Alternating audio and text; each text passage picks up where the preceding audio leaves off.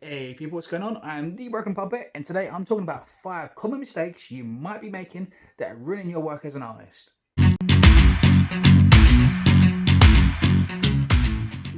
Number 1. Right, this first one is extremely common. I see it all the time and it drives me insane. Right, and it's this crappy, plain printer paper. Now, this stuff is cheap and cheerful, but your art's never going to look truly amazing on this stuff. Okay, this is not very good for drawing on. Chuck it away. I know it's cheap and cheerful, but you can get yourself a nice, decent sketchbook that's not going to cost too much. Get yourself a nice Bristol board that's amazing to draw on. You want a good foundation to draw your artwork on, okay? Get rid of the printer paper. Number 2. Right, now this one is one key word that is going to up your game dramatically. Okay, I see it all the time, contrast. Okay, I see a lot of people that do, some really nice pictures now, but the problem is a lot of people go far too light with their shading and their drawing. When you're in the picture, you want to go from pure white to pure black. If you're doing like in a black and grey portrait, you want that full range. You want that range from pure white to pure black. Somewhere in that picture. I see a lot of people who are doing like, light shading to about kind of medium grey, but they're too worried about going too dark with it. But the problem is, if you're not taking that full range, it's never going to look as good. It's never going to look fully realistic. Okay, don't be afraid to up the contrast. Contrast is key to looking great. Number 3. Right. Now, this next one can be a problem for anyone, regardless of skill, and that is bad references.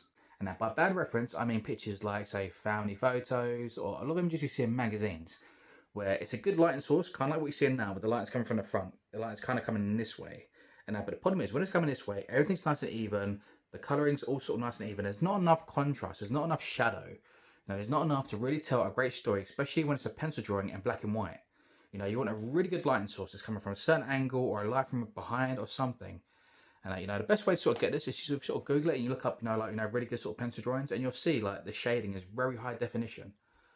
And when you sort of see the nose, you'll get like a really good sort of shadow on the nose or the face or the cheeks. Under here there'd be a nice shadow. And the problem is stuff like magazines, when it's a light that is kind of ring light like this, come around from the front view, you don't get that. Okay, and you need that. The more dynamic the photograph is for the lighting source, the better the picture is going to be. And the problem is, like I say, you don't get that with sort of family photos and a lot of magazines. So to really improve your game, just try to get yourself a really good reference photo. Number 4.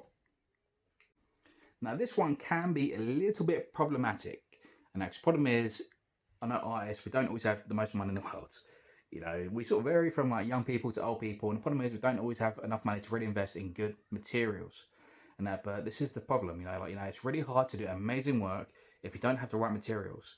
Now, good materials will not make you a good artist, but you're going to struggle doing good artwork without good materials. Okay.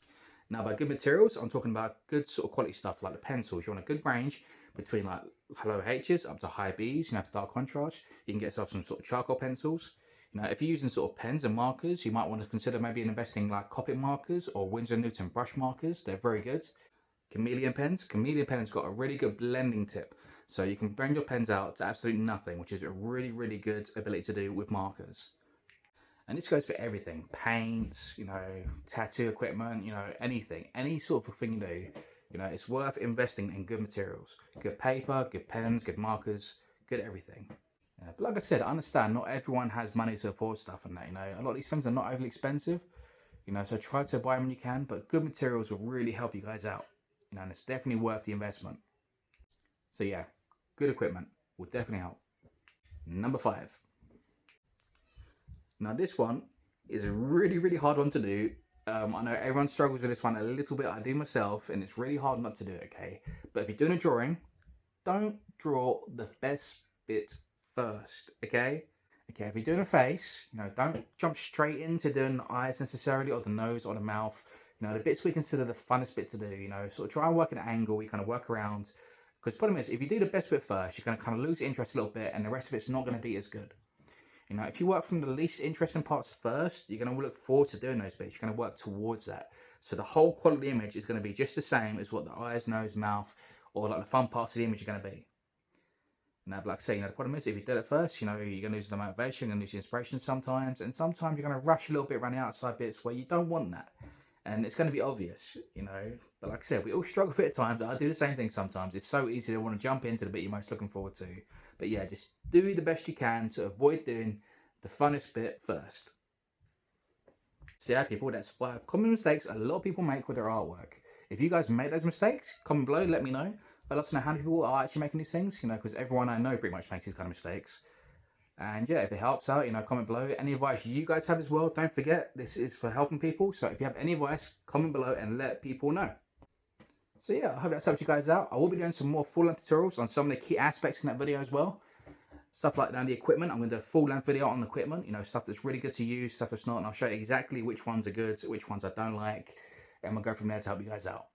But yeah, people, check my videos. I've got ones like how to become better artists, inspirational ones. I have full-length tutorials on just about everything you want to better draw. So yeah, if you want to see more, don't forget to click subscribe and click the little bell button next to it to get notified when I put up more videos. But for now, I am the Broken Puppet, and I'll see you next time, people. Peace.